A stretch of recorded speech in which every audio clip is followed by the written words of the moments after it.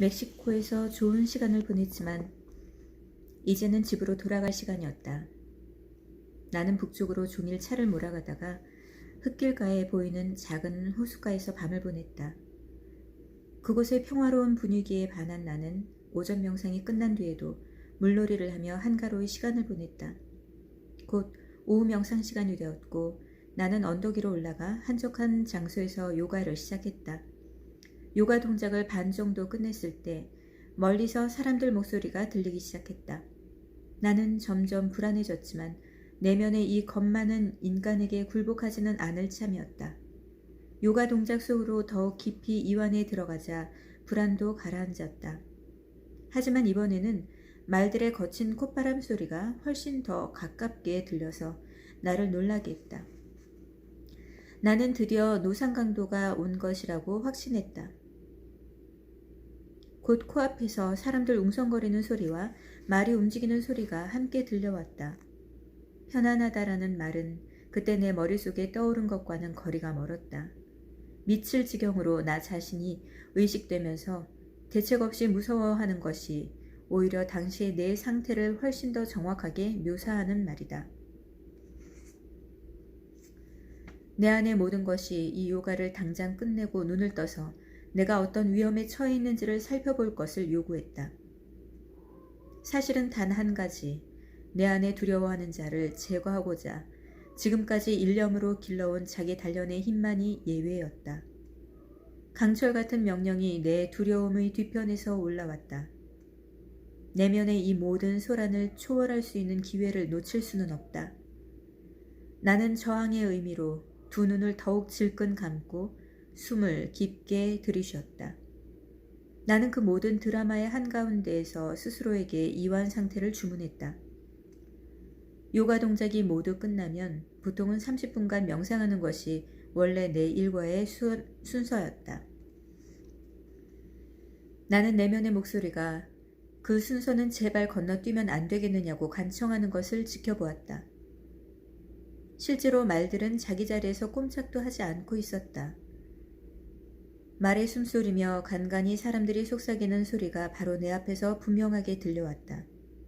하지만 사실 결정이라고 할 것도 없었다.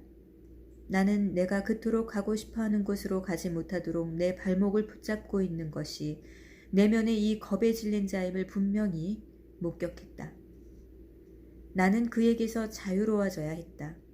그래서 숨을 깊게 들이마시고 부드럽게 결과부자를 틀었다.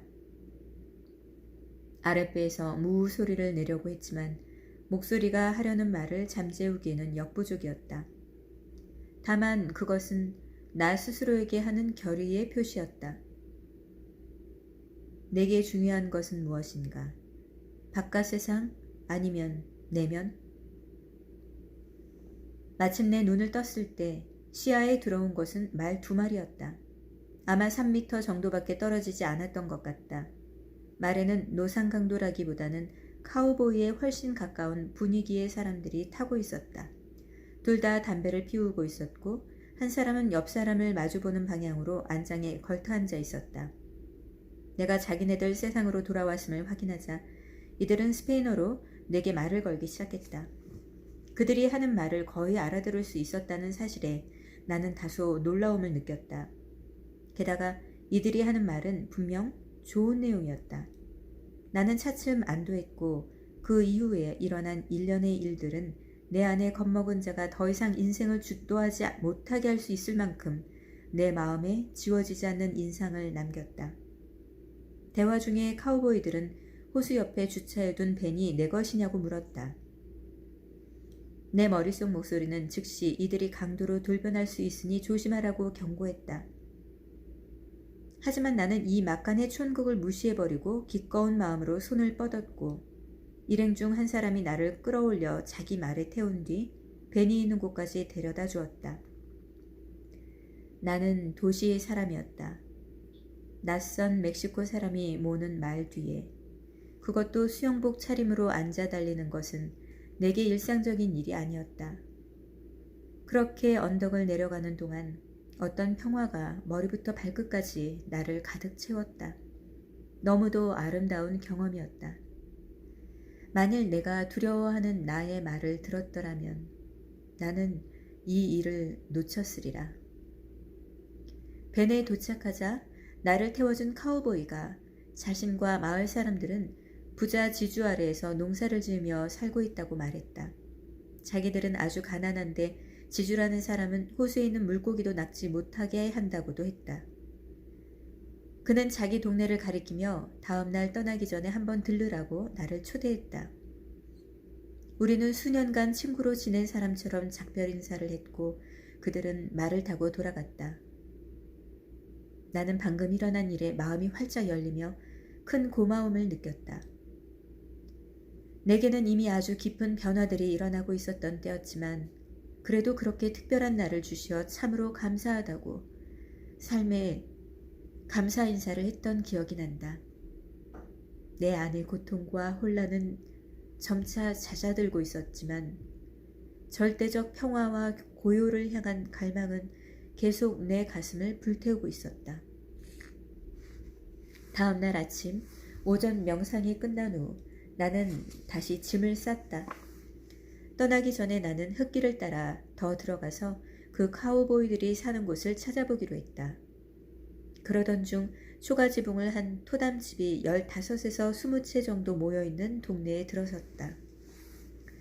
책에서 읽어보기는 했어도 초가지붕을 얹은 진흙 오두막을 직접 눈으로 본 것은 그때가 처음이었다. 더 내려가 볼까? 마음을 정하기도 전에 전날 새로 사귄 친구 한 명이 달려나와 나를 반겼다.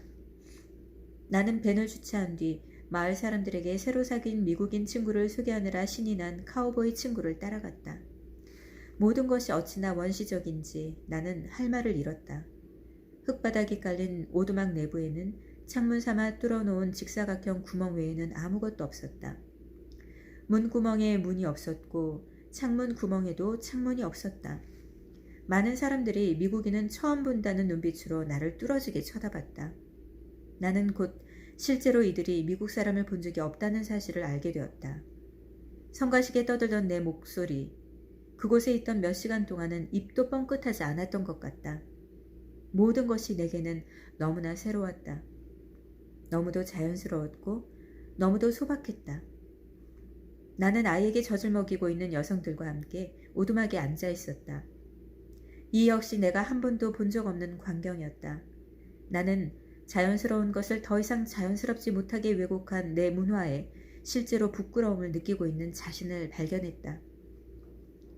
우리는 다시 밖으로 나와 작은 마을을 계속 둘러보기 시작했다. 친구의 오두막에 도착했을 때 그가 내게 말을 탈 줄 아느냐고 물었다. 나는 몇 년 전 일이지만 그래도 타본 적은 있다고 말했다. 사실은 12살 때 여름 캠프에서 영국식 안장을 올리고 탄 것이 마지막이었다는 얘기는 비밀로 했다. 그러자 그가 전혀 예상하지 못한 행동을 했다. 자기 말의 고삐를 내게 건네주더니 너른 벌판을 가리킨 것이었다. 소심하게 굴 타이밍도 상황도 아니었다. 나는 말의 발걸이에 샌드를 올리고 몸을 날려 안장에 올라탔다. 이런 일쯤은 맨날 하는 것이나 다름없다는 태도로. 나는 탁 트인 들판으로 말을 타고 전속력으로 달리면 아주 신나지 않을까 하는 생각을 늘 생각으로만 하던 사람이었다. 그런데 지금 아는 사람이라고는 하나도 없는 멕시코의 한 가운데에서 그 꿈이 이루어지려고 하는 참이었다. 나는 마을 사람들이 구경하기 위해 몰려드는 틈을 타 말에 조금 익숙해진 뒤 마치 바람처럼 그 너른 벌판을 달리기 시작했다. 자신을 엄격히 붙들고 있던 선수행의 틀로부터 잠시 벗어난 나는 아주 들뜬 마음으로 높이 날았다. 이후 몇 시간 동안 호기심 충만한 마을 사람들과 미국의 삶은 어떤지에 관한 이야기를 한참 나눈 뒤 나는 작별 인사를 시작했다. 저녁 초대를 받았으나 저녁 명상 시간이 다가오고 있었다. 그때 먹을 게 없어서 고생하는데 땅 주인이 물고기도 못 잡게 한다는 친구의 말이 생각났다. 나는 벤 뒷좌석에 아래에 넣어둔 현미와 말린 콩 보따리를 꺼내어 음식을 준비하던 여자들에게 모두 건네주었다. 어찌나 고마워들 하든지 오히려 내가 울 뻔했다. 나에게는 아무 의미도 없는 것들을 그들은 큰 선물로 받아들였다. 이것은 사람을 돕는 기쁨이라는 결코 잊지 못할 또 하나의 삶의 교훈이었다. 떠나기 전에 모든 사람이 내 밴을 둘러싸고 작별 인사를 했다. 거의 한 달 동안 인간을 만난 적 없이 침묵과 고독 속에서 살았는데 갑자기 유명인사가 되어버린 것이다. 어떻게 이런 일이 일어났을까? 내게 그에 대한 의문은 없었다. 나 자신을 내려놓고 나니 아주 특별한 일이 따라온 것이다. 나는 기꺼운 마음으로 외로움과 두려움을 맞이했고 그것을 피하려는 어떤 시도도 하지 않았다. 한 엄청난 실험의 씨앗이 뿌려지는 순간이었다. 삶이 우리에게 주려는 것이 우리가 스스로 얻어낼 수 있는 것보다 더 많을 수도 있지 않을까?